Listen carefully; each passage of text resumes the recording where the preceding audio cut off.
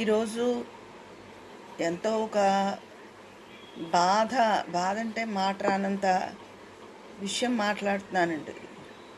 మనిషి ఎంతో సంపాదించేస్తాడు, ఎంతో దాచేసుకుంటాడు, తాపత్రయపడిపోతాడు. తరతరాల పిల్లలు పిల్లలు పిల్లలు తదనంతరం ఇదివరకు తన పిల్లల వరకు ఏదో మన వాళ్ళకి కొంచెం వాళ్ళు ఉండగా ఏదైనా ఇచ్చేవారేమో. ఇప్పుడు అలా కాదు, అలా తదనంతరం తదనంతరం తదనంతరం అని చెప్పి తెగ సంపాదన పిచ్చి పట్టేసింది. కానీ ప్రకృతి ముందు అందరూ తలదించుకోవాల్సిన వాళ్ళే.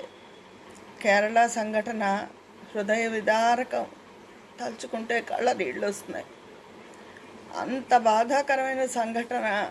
ప్రకృతి ముందు ఎంత సంపాదించుకుని, ఎన్ని ఇళ్ళు ఉండి, ఎంత డబ్బులు దాచుకుని ఎందుకండి, ఏం చేయలేం కదా. ప్రకృతికి